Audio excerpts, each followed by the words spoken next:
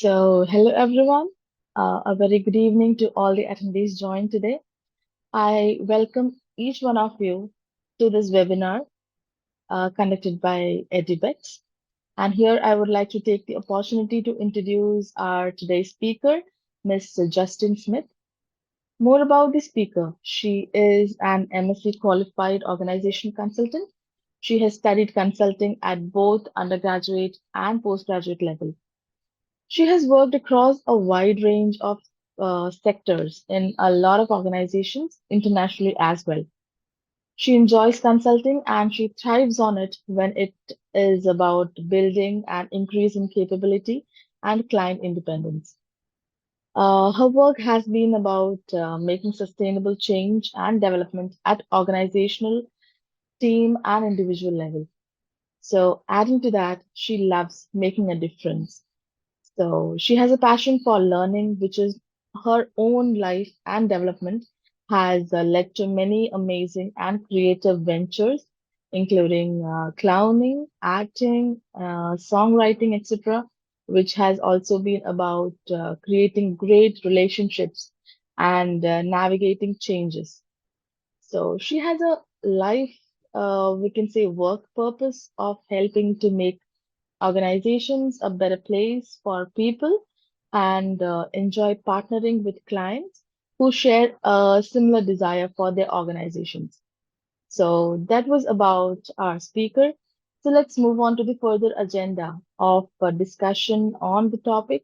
And as we all know, the topic being discussed today is getting to the grips with the practicalities of the agile paradigm shift. So over to you, Ms. Justin. Thank you all very much for joining the session today. I'm really looking forward to our next hour. And I've developed a topic, getting to grips with the practicalities of the Agile Paradigm Shift. And I wonder what attracted you to that topic. And I'm very curious to try and hear from you. So I wonder if while I'm introducing myself, you might use chat just to sort of say a little bit about either your role, where you join us from today, if that's something you'd like us to know, perhaps something around what you're curious about this topic. And as I said, I'll introduce myself, and if you could use chat to just introduce yourselves. And I'm curious to know what this topic might mean for you already as we explore it together today. So my name's Justine Smith, as Anisha said, and I'm an organisation consultant. Usually I did an undergrad and a postgrad in organisational consulting, so it's something that my whole career has been based on. And I want to share a little bit about how that came to be and what that means for me as we look at the idea of paradigm together. And I want to sort of just share with you the paradigms that inform my work, and then launch into a little bit more about what Agile means to me. I'm not a fully Agile practitioner. I still use lots of other different types of methodologies, and I'll explain a little bit about that to you. But there was something very tangible about my introduction to Agile and what it means and what I think it might mean for our workplaces. And particularly if you're studying and looking at product development or product management, or indeed designing and developing software, then I know that's a paradigm or an area of the world you're going to know a lot more than me about. Anisha, can you just advise, are people able to use chat, or is that not how we do things? Yeah, they can use chat. Okay, brilliant. Thank you then. So as you like, but at any time, if you'd like to use chat, I'm going to be watching what appears there. And as I said, I am really curious to try and hear from you if we can. And I appreciate that you'll be on mute, given that there may be background noise. But maybe towards the end of the session, if you have any questions that chat doesn't help you to ask me, then we might be able to move into more of a conversation. So there is time pressure for us today, so we're not able to kind of launch into probably how I'd like to run a learning session with you, which is to just have a conversation really, and to understand where you're coming from and where I'm coming from, because I think in learning and particularly in Agile methodologies, talking with each other and actually being very personal with each other, or at least dealing with each other as humans in our interactions, is actually what's most important. But let me tell you a little bit more about that. as well. So I am a designer and a developer of organizations, of people's workplaces, and I go in and I often arrive with either a person hiring me in to get a piece of work done, or a team who are wondering about something and need some help, and I help them to move that forward into a change. I've worked mainly with large corporates, often in the tens of thousands, if not 100,000s. In the last 5 years or so, though, I've worked more with smaller organizations of about 1,000, 3,000 people. And as I said, the driver of the changes that I help people with as a consultant can range very much from IT, tech changes, to culture changes, to external changes in the market. So today I wanted to explore with you what Agile methodology and the approach means to me, so that we might be able to think through what it might mean for the organizations that we go and work in. And if you're not a startup or a tech entrepreneurial company, then you're probably facing some of what I'm going to explore with you now, in terms of thanks very much to Beppo from Zambia, working with great development organization. Fantastic. I'm actually in Saudi Arabia at the moment. I'm working in Riyadh for the next few weeks. So you find me in that part of the world this evening. I have got some slides to share, which I'm going to bring up now. So that's the topic that I'll explore. And in terms of exploring this topic with you, I'm going to offer some definitions of paradigm, agile, not agile, and change management, and then look at how we apply agile in managing change, and hopefully along the way leave you with some practical hints and tips for your learning and for your work that you do. I think what's important about this idea of paradigm is that it's not just about perspective or seeing things slightly differently. It genuinely changes the very fabric of the world that we see. And here on the slide, you can see I've just got some pictures of the flat Earth and what we now know as the spherical Earth, and along the way, a picture that kind of helped people to understand that we're moving from our understanding of being a flat Earth. Okay, so as I was saying, so we have some pictures here that set out a paradigm shift that occurred for the world that we're all part of now, from flat Earth to a spherical Earth, a significant paradigm shift, and it shook the world, and it became something of, at times it was illegal to have a different worldview. So when I talk about paradigm, I'm talking about something that really fundamentally shifts your perspective and your beliefs, and the shift itself can be quite an epiphany, quite an attitude. And I wonder how many of you have had such a thing in your own work and career, or maybe even your schooling, where it was as significant for you that the Earth was no longer flat, but it was a sphere, and that you really shifted your understanding. And I want to share with you some of the shifts that happened in my learning. So I grew up in a fairly didactic world, a world where I was taught to listen to others and not to question authority. It was a kind of a black-white world where there was no room for interpretation against facts.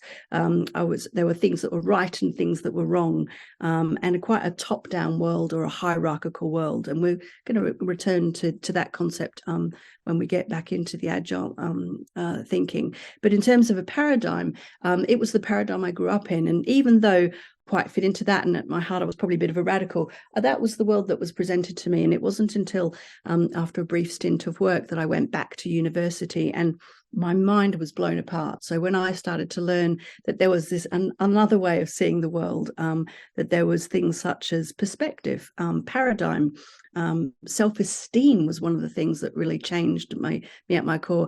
And finally, the word and the concept facilitation. So I remember the day itself when I was sitting at university, and someone talked about how, as organizational consultants, we might facilitate for a client or for an organization some change. And I hadn't heard that word before, or that concept. And I was just kind of mind blown to think that we didn't have to tell each other what to do, but indeed we could hold a different space. Now, I'm hoping in your lifetimes that you haven't been in that same kind of paradigm as that I was grown up in. It is quite a while ago as well, and I know the world has changed so significantly, lots of paradigm shifts. But for me, that was a really important part of my journey, learning something so uniquely and significantly different, that the shift was possible. And on this slide, you can see that we're actually starting towards a new shift together, one that we're recognizing not only that the Earth is sphere, but that actually we need to use Earth resources differently, and that there's not just an endless supply that we can use, that we need to be caretakers of the world and use our resources more sustainably. Now, I'll argue that that is a shift in paradigm that's only just starting. The recent COP shows us that we're not yet acting in those ways. And invite you to think through in your lifetime, thinking about paradigm shifts and what's important, and inviting you in your learning to stay open in your lifelong learning to the different paradigms that you might come across. This is a little bit more theoretical, so take it with a pinch of salt. There's a reference there from Burrell and Morgan's work. And finally, at university, this was the one that really helped me to, I guess, hold on to a very different view about how I wanted to be in the world and how I wanted to act in the world, that I really was interested in radical change and seeing things from people's perspectives, making me a bit of a radical humanist.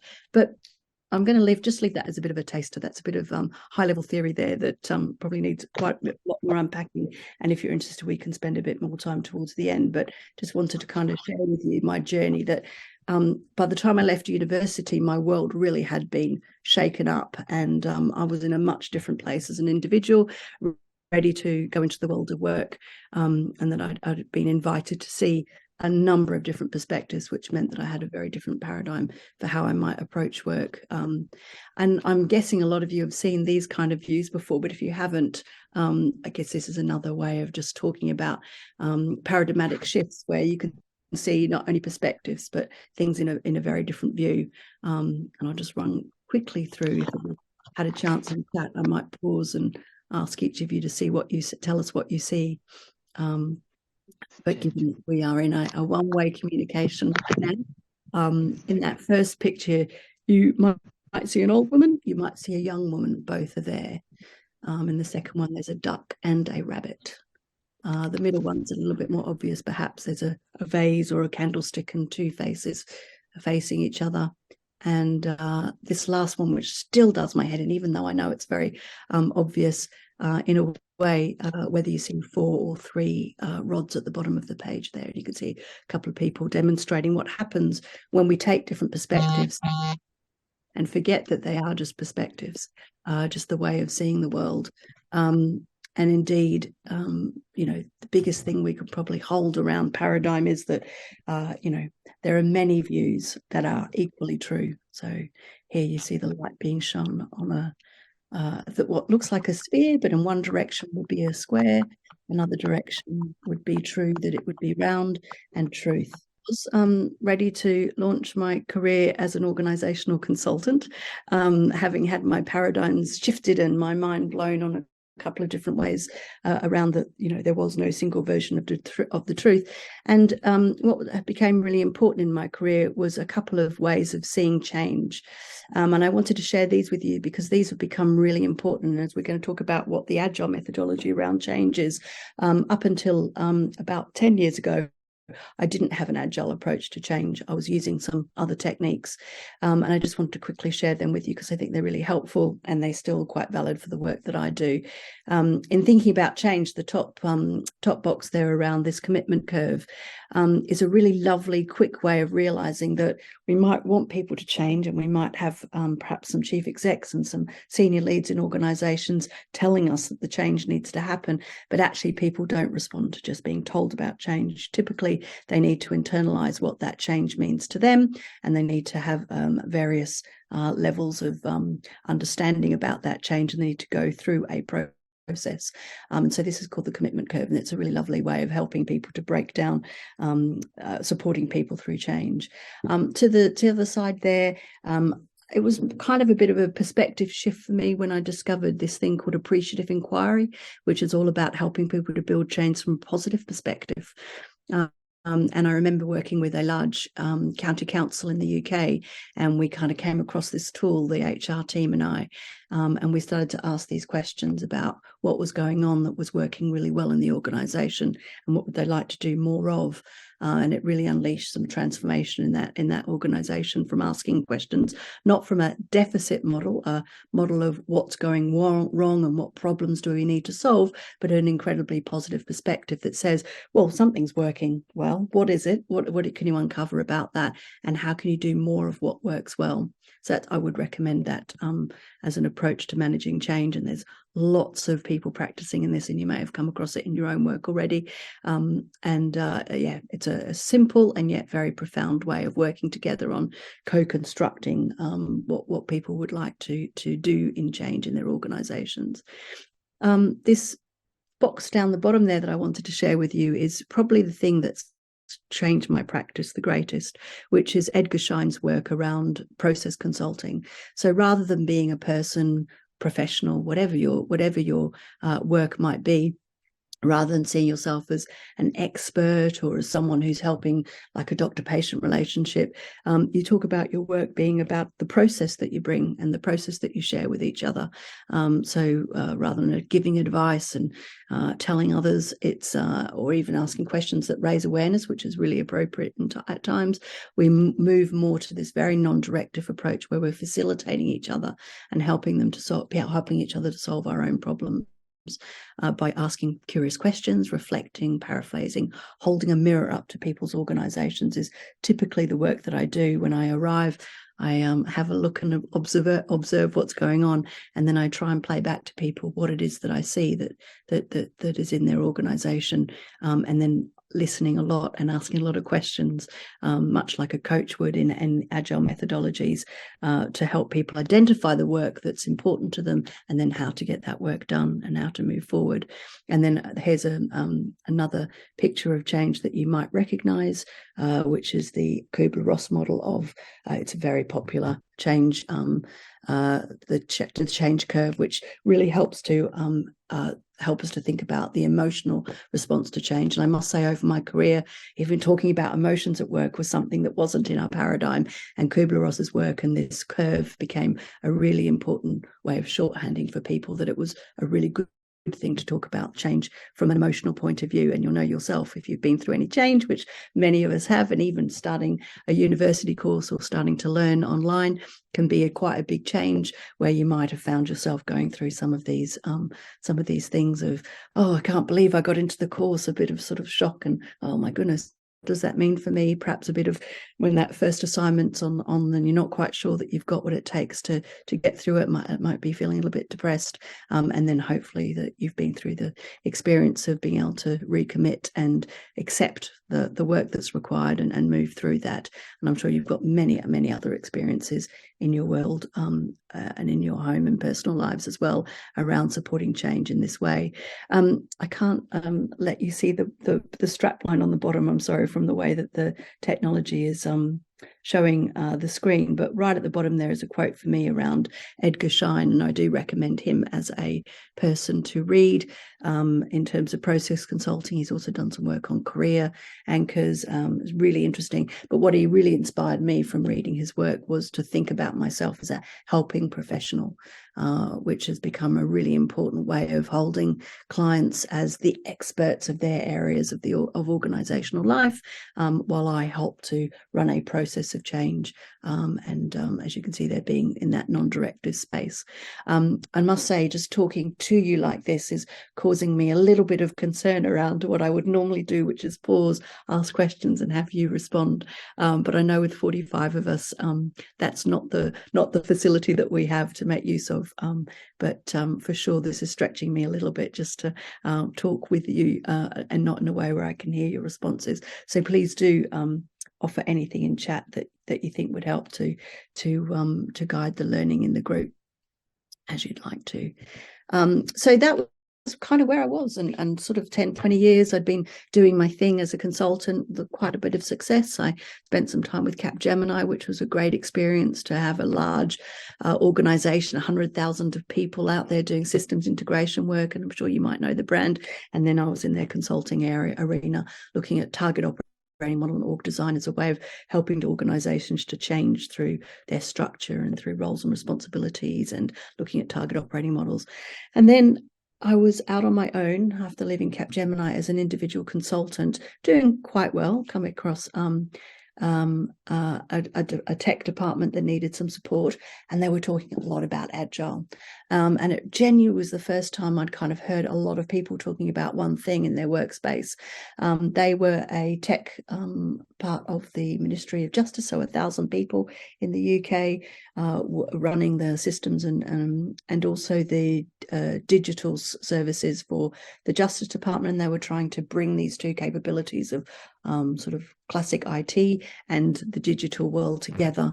And their digital world, believe it or not, had started in their communications team. So it was very small, and it was obviously representing quite a significant difference and different way of working. And my head started to buzz. I remember I was at a networking event, and people were talking about, and it was an agile networking event. They were talking very much about supporting, as consultants, supporting clients in a different way. And I remember just standing there and my head was literally buzzing as I thought about what we normally would do, which is to break down change and sequence it across time, and then think about, securing a business case so that people were really bought into that, and then providing them with a plan of change that looked at what are the impacts and what are the requirements and how we're going to move people through the gatekeeping, the gateways for the project. Finally to implementation, and all of a sudden that was not the world that was agile, and I remember really being quite stressed along in that part of a journey, and I just very quickly decided to learn a bit more about it and set myself off to a boot camp to make sure that I no longer felt and really started to embrace agile as a state of mind, which is what some people have described it as. So I am really curious to know how many people have already worked in an agile methodology. So I don't know whether you can.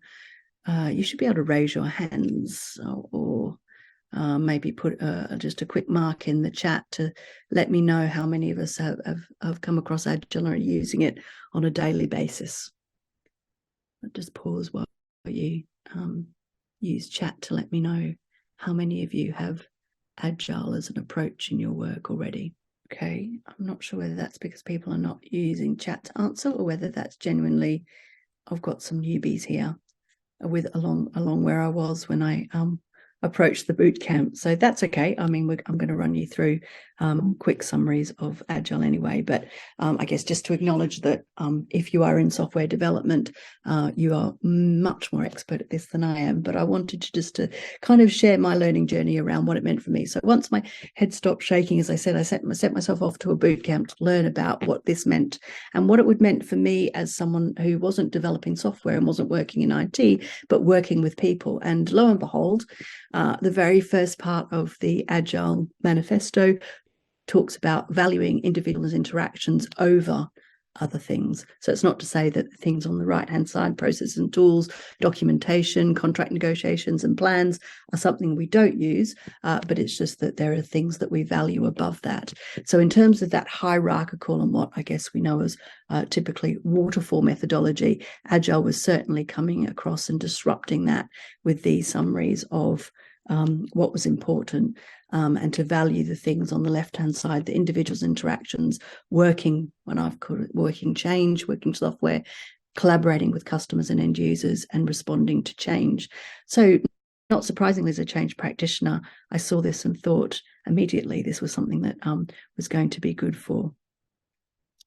Great. Okay, so we've definitely got some newbies around. So do some research around this. But basically, this is a couple of people in software development in 2001, so quite some time ago, set about because they were very frustrated with old hierarchical models that talked only about processes and tools, following a plan rigidly, contract negotiation being absolutely critical and very formal, and documenting. So if you wanted to put in a piece of software, go and find those requirements and write those requirements down to the nth degree in as much detail as possible before you even start thinking about building software let alone testing it and then deploying it. So things were very much in a chain and in a sequential left to right sort of way of working. And a couple of people got together and said, no, we could do things differently. We can actually supply some working software that delivers value, and we can talk about things in a much quicker way than waiting for typically 6 to 9 months before anyone got any value from the software. So there's 12 aspects to the statements or principles to the manifesto. And so after the boot camp and working with this digital and technology department in Justice in the UK, I was starting to think about what would work for me in my practice. And I just took some really basic understandings of Agile, and this is what's taken off for me in my work, that and clients and people I work with, teams really like it, which is to work in sprints. So rather than thinking about what's the 6-month plan or even the 6-week plan, work out what the sprint is that you can plan together. Sometimes 2 weeks, sometimes 6 to 8 weeks, depending on what work is that needs to be done, what the changes that people would like.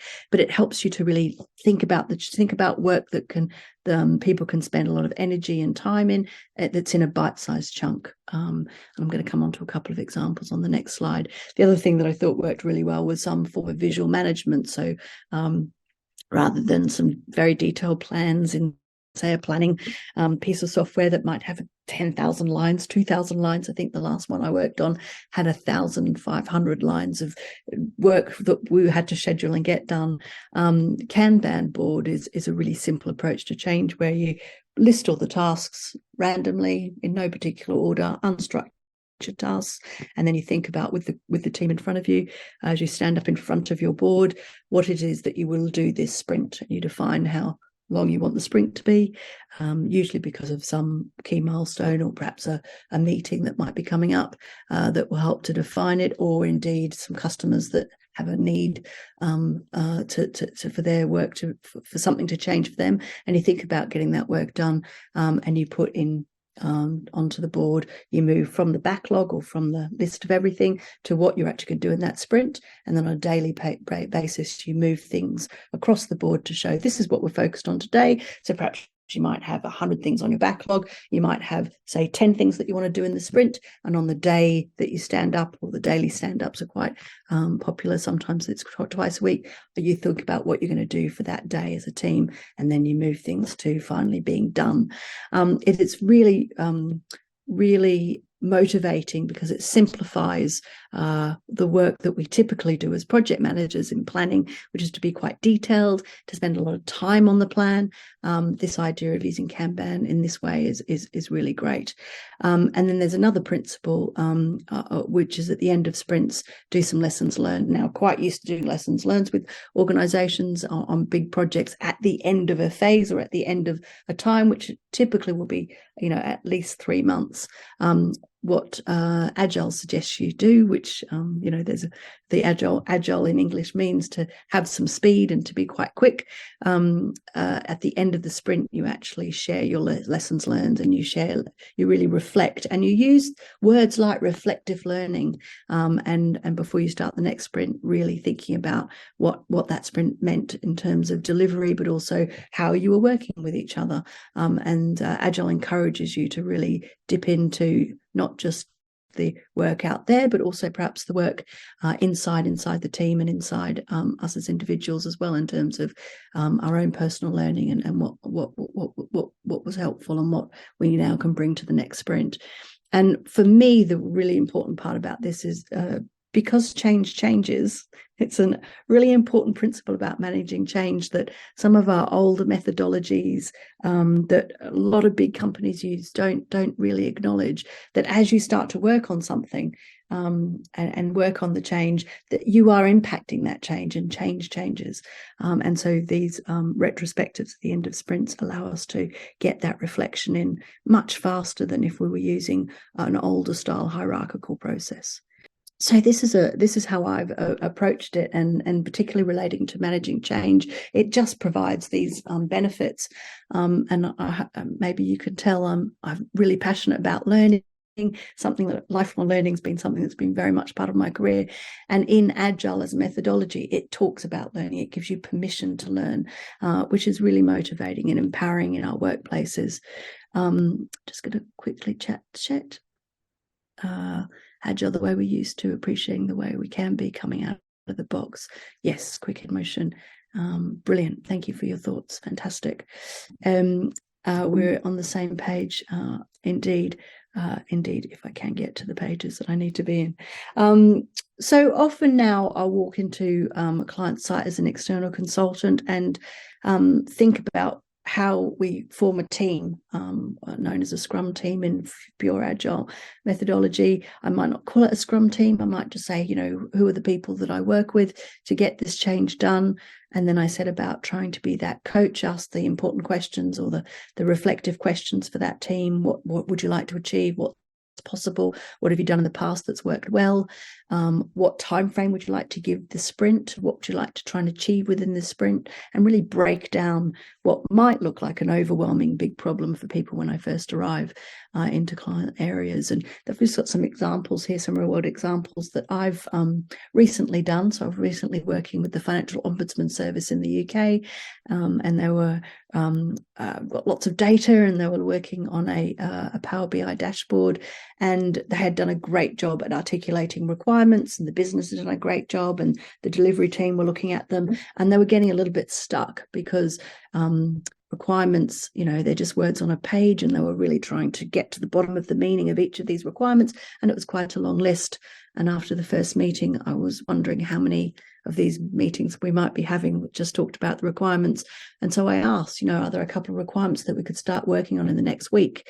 And lo and behold, there was. And what it actually led to was actually a reuse of another Power BI dashboard that was already in place in the organization. And with just a little bit of tweaking, we were able to hit a couple of the requirements, not all of them, but as an interim solution or as that sprint solution, we were able to put in place something that really helped the team to move forward while they were waiting for the full requirements to be met down the line. And that, to me, is one of the important things about Agile, is that minimum viable product. In the same organization or similar organization, the business really couldn't get hold of the benefits that they wanted to put in place. It was about implementing a new target operating model, which is usually a really significant change for an organization, because it demonstrates sometimes a paradigmatic shift that organization. They want to go from being, say, a functionally led organization where you've got marketing silos and comm silos and product management silos and sales silos to actually becoming product led, which might mean that you organize around product or organize around customer. So target operating model should deliver really good benefits, but this particular business team and project team couldn't get their heads around the project benefits. They were just too big, and they couldn't agree which ones to sign off on. And so using a little bit of Agile, I asked, what's the minimum viable product? What's the smallest amount that we could put in place in the quickest amount of time that would look a little bit more like the target operating model than where they were? And lo and behold, we kind of hit off a few really important things to move people to, knowing that it wasn't the end state by any chance, sense of the imagination. It wasn't the end, what they really wanted all the project benefits to be, but we started the ball rolling, and we could focus on what was important and what was achievable. And then the final piece was something that I come across a lot, which is where you might have an agile supplier of technology, but actually the project and the client are still very much fixed in a mode of detailing processes. And this was a large charity that was kind of really in conflict with their supplier and wasn't getting any value from their supplier, who was trying to use agile approaches to get the tech in place, while the client team was very much focused on an older way of working or a different way of working. And they just couldn't get past we need a go-no decision, and we haven't got what we need from the supplier. And so what I did with that team was literally stand them up in front of a Kanban board, which was blank, with the supplier and the team, and ask them what were we going to work on for the next 2 weeks that would move things forward. And that was a really successful way forward. Yeah, so Agile definitely is a good way if you've got a very changeable environment. You can set your sprints so that they are small enough or over a short enough time to watch what that dynamic changing environment's like. And I can see here, Bonolo first came across Agile when studying information systems development, absolutely, and that is its tradition. It comes from software development. But if we can see ourselves as helping to develop organizations in the work we do, or design organizations, then it's not such a stretch to be able to borrow some of this ways of working and use them, as I've done. And there's a little bit more blurb here for you that sort of breaks down what it can do. But the really important thing for me about Agile is the very first thing there, which is it's about individuals and interactions. And I think a lot of times in our workplaces, I don't know, do we hide behind the work sometimes? We hide behind professionalism, that's for sure. And I don't want you to go away and think I'm advocating you not to be professional. But I think there's something about a new paradigm that we might be moving to in our workplaces that really wants us to have humanity at work and really wants us to move to really respecting each other, respecting each other's differences, holding each other to account, taking responsibility, to be responsive to the changes around us. We're in a really changing world, and to really try and hold the reason we do our work is because it's for a customer, or even if it's you are my customer, you are my team member, perhaps you're a customer of something I might offer you, so you might be an internal customer, and certainly we want to serve our external customers. And in the Agile methodology, there's a lot on design thinking and user-centered design that's also been incorporated into Agile. So they're brilliant approaches. So it kind of leaves me to ponder with you whether, and I don't know what it's like in your world, but in my world, and in the UK in particular, we've come to start to talk about hybrid a lot. So not quite agile and not quite waterfall, which is the classic hierarchical way of looking at projects. And I'm left wondering whether this is possible, whether it's possible to have a foot in either world. And there's a great book. I usually have it beside me. I don't have it beside me, but it's by Dan and Heath Chip, and it's called Switch, and it's a really small, thin book, and it's all about change management, and I really recommend it for you. It's very well written, it's very easy, very accessible. It's nowhere near as theoretical as I've been this evening with you, and it sets out a whole load of cases where people were able to make changes, and they've got a particular way of thinking about the change that includes elephants and drivers of elephants. I'm not 100, and I guess the idea is that a small driver sitting on top of a very big elephant, change can be very difficult to maneuver. On that part of the book, I'm not, that's an okay metaphor, but actually some of their examples of changes that organizations have made is brilliant, and they break down a bit of a change process that works really well. Anyway, in their book, one of their things that I think demonstrates the problem I'm having at the moment around being in hybrid, being a little bit agile and a little bit hierarchical and waterfall, is that if someone, I don't know if any of you drive, I haven't driven actually for 30 years, so I'm imagining that this happens, and I've seen obviously people in cars when I've been in taxis or friends' cars, or even indeed friends, where someone might cut the car off that I'm in the traffic, and all of a sudden the first thought or the first reaction is usually to be a little bit aggressive towards the other driver, shall we say, what a jerk you've been, or something like that, to be a little bit demonstrative in our feedback. That isn't probably very helpful feedback. So what a jerk you've been to cut me off. And actually, it's an interesting first thought, because another first thought that you might have is, well, I wonder why that person's in such a hurry. So using empathy to sort of understand that situation, because I guess it would be a weird thing necessary to do, because we know cutting each other off is dangerous. So you might be thinking, actually, I don't want to think like that, because I'd be just making an excuse for someone who's clearly a bad person, clearly a jerk. And yet, what happens when we're in a rush and in a hurry, and maybe in our driving, we've been in a situation where we've gone a little bit quickly in front of someone because perhaps, I don't know, were we a jerk? Would we say, oh yeah, I'm just, bad to the core, and I'm just a bad person for doing that? Or actually, was there a good reason for it, in terms of I was in a situation that required it? And I think, I don't know if that's a convoluted way of talking about this, but it just shows to me that we kind of putting our foot in each world means we're not quite aligning. It can't be that everyone else is a bad driver and I'm not. Anyway, situation and context drives our thinking, I realize. And so I wonder if it is possible to be in both worlds.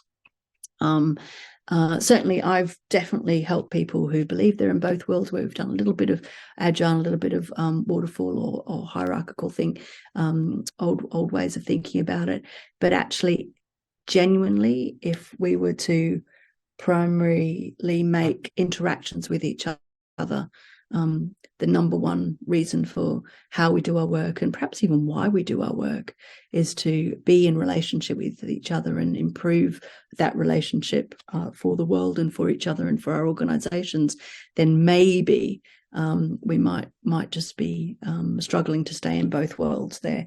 And I wonder, and I wasn't sure how many were sort of in the software world or actually product world and trying to roll out Agile as a methodology in workplaces.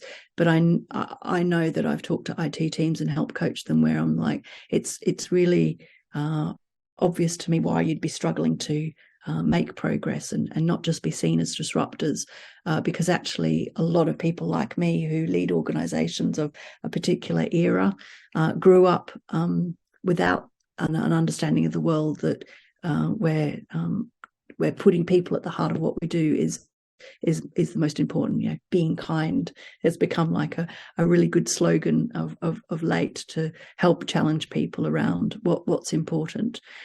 We've kind of been built in, our education was built on, as I described at the beginning, a very top down and a very black, white, right, wrong kind of world, where there wasn't room for perspective or room for paradigm shifting. So I think hybrid as a methodology is definitely an indication that we're on the way to shift that paradigm, and that Agile still for the moment will be seen as disruptive in a lot of organizations, because we haven't really moved fully into a new way of being. Which kind of, I guess, led me to think, well, what might be beyond Agile? So recognizing that we haven't moved beyond waterfall and hierarchical methodologies at the moment, they're still very much how a lot of what we do in the organization is done. Not just, and I am not just talking about software. I actually think Agile is a really important movement to kind of move to how we might do change and work in general. But if we're thinking about what's beyond Agile, self-management could be the way that we talk about that. And then I've just left you with a couple of few concepts that maybe next time, if I'm invited to kind of do more learning, what's worked for me thinking about beyond Agile is learning things like self-reflexivity, which is quite a challenging concept. It's heavily theoretical, but effectively it recognizes that if I am acting in the place that I'm working or being, maybe my home situation, then because of the way that I'm helping to change that context and change that situation. So my world of work isn't just I do go and do my work, but because of the way that I do my work, I'm changing that place. Anyway, it's a little bit of a strange concept, but I think if we're to truly get into self-management, then we need to think about the impact we have that actually alters the places that we work in and be in. I think authenticity is really important for self-management, and I think so many workplaces are really difficult to be authentic. I think a lot of people go to work to, get an outcome. Money to pay the mortgage could be one outcome, or money to raise family, to look after ourselves, to travel maybe if we don't have a family, and actually maybe self-management as a way of being in work is actually asking for something more from us. It's asking for a more authentic response to perhaps challenge what we see in a way that's helpful, and not just to kind of turn blind eyes. And we've seen quite a lot of, I guess, ethical considerations in workplaces being challenged where I think authenticity could be a way out. And I do think another part of self-management is the ability to stay in the moment. Now, I know we've got lots of people from lots of different parts of the world. I think there's a global culture where if we're working in particularly large corporate organizations, not so much startups and tech entrepreneurial companies, they tend to have different cultures, but certainly our large organizations don't really want us to stay in the moment. They want us to think about a forecast, and they want us to think about the future, and they want us to worry about revenue streams that are kind of in that long-term or medium-term perspective. But actually, to be fully authentic, to be fully self-managed, and even to be fully available for interactions with each other, I think staying in the moment's a really important practice. And I don't know how many of you read my profile that hopefully was part of advertising this, where in order for me to learn this journey of staying in the moment, I had to borrow from other cultures. So there's a culture of yoga in India, which many of you will be familiar with, which really did help me to stay in the moment. It was very much around focusing on my breathing. And I thought it would be really fun to find other ways of trying to stay in the moment. And I actually looked at some acting techniques, and clowning in particular, which is all about, well, the learning I did on that was all about how do you stay very available to people in the moment. And so I think these are some of the stretches beyond Agile that we might start thinking about. And luckily, there are people that have gone before us to do this.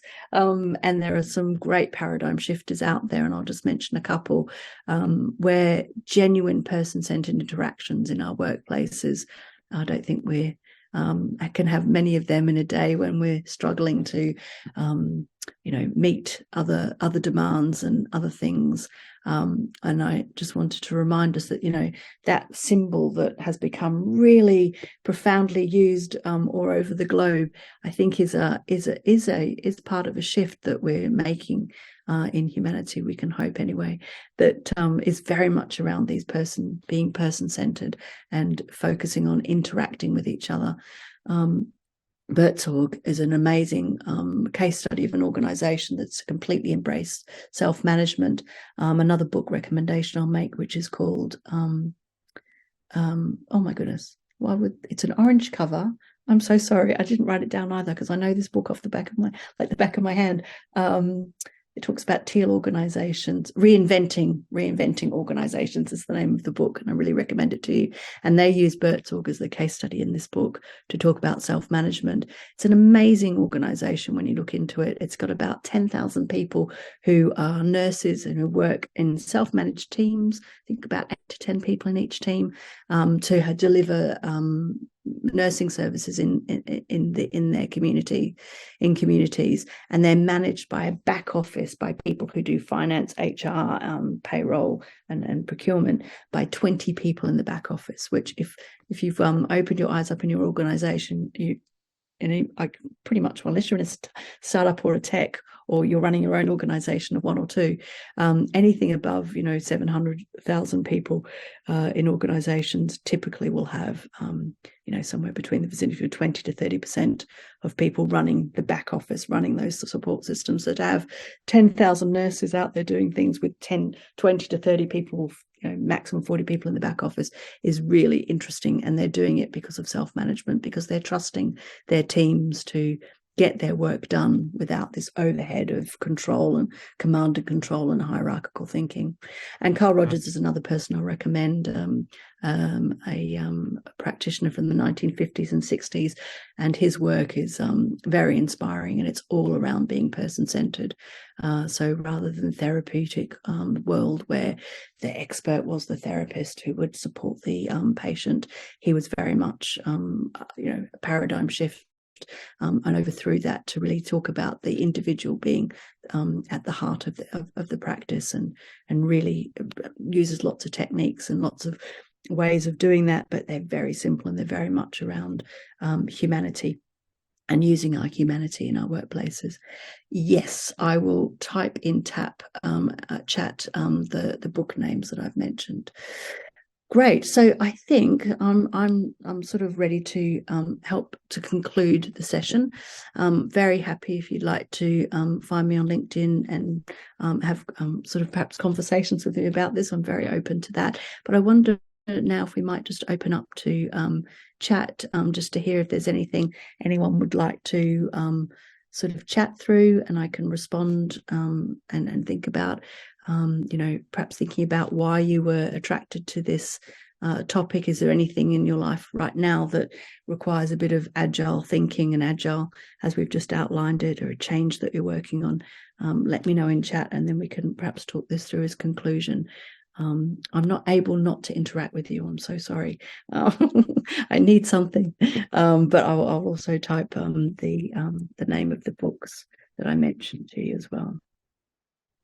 Malinga, could you help me just by, I'm very happy to elaborate on that. So in terms of customer service under health insurance, perhaps tell me a challenge that you're currently facing within your work. If you might just do that, and then I can respond to that. So thinking about customer service and health insurance, I'm just wondering, Malinga, is there a particular challenge that you're facing at the moment within your work? Otherwise, I'll be giving a very generic answer, which is fine. I'm happy to do that. Okay, well, I'll answer then. So mostly good internet provision is a challenge. Well, then, yes. So agile would be something that you might need to think about. But actually, a user-centered approach to designing that solution could be really interesting, couldn't it? So it could be that you're in a situation where actually the internet provision isn't just about the organization you're in. You could be in a wider context where actually internet provision is difficult. But I wonder whether, if getting a team of people who might be interested to look at that challenge with you and thinking about what's possible. And I'm just thinking about, if you really talk to individuals and thought about what's good for their work, you might come up with some really interesting solutions together that perhaps aren't about what a hierarchical solution might be about.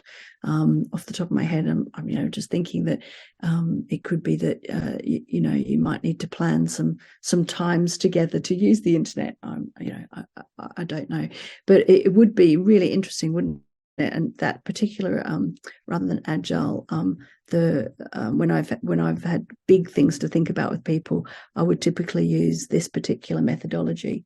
So the internet is a challenge for us. So what's been working well in this situation? Let's discover what does work well. Is there a time in the day when it's good, or what is it that people do to overcome that challenge, and what have they been sharing, and what is the good practice that people do to overcome that? And then you take them through a process of dreaming, of imagining what would it be like if you had so for that particular challenge that you were talking about there, Malinga, I think using the appreciative inquiry would be really interesting. But I have worked in health insurance, and I know some of the changes are very much around how do you, like most challenges in customer service, we've got customers that might have very high expectations for customer service because of particularly these tools raise our expectations for what customer service might look like, because they just work and they give us lots of things at our fingertips. So we've learned as customers to be quite demanding, and so organizations that haven't invested in customer service, it can be a real challenge. And I know that building that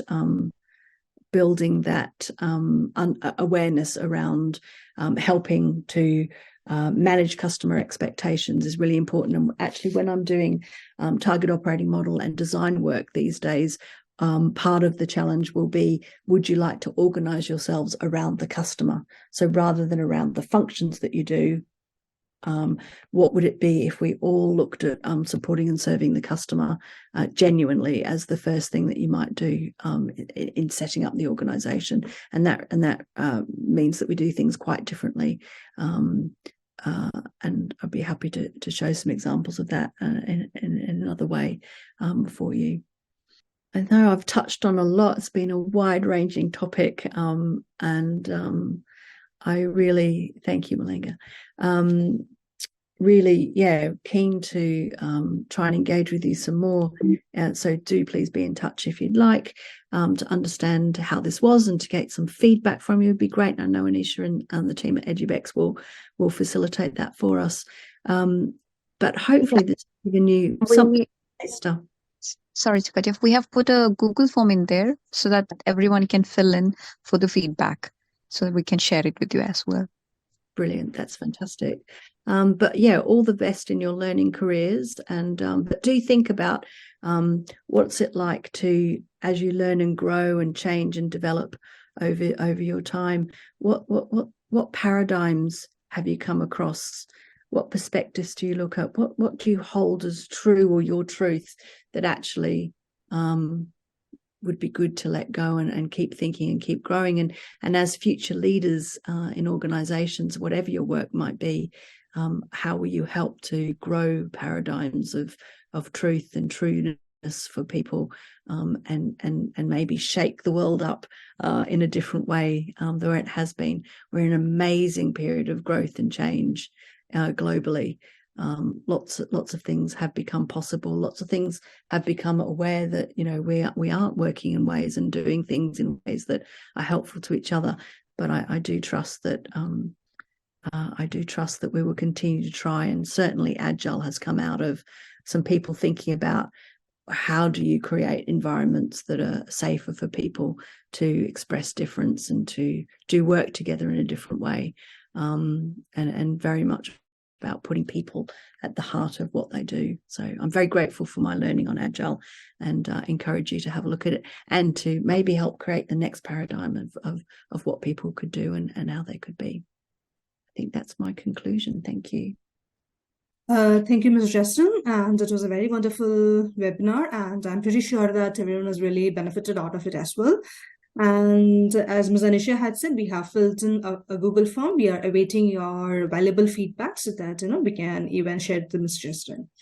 Thank you once again, Ms. Justine, and the dear learners for being part of this webinar. And we wish you a very pleasant day ahead. Thank you and good night. Thank you very much. Thank you all.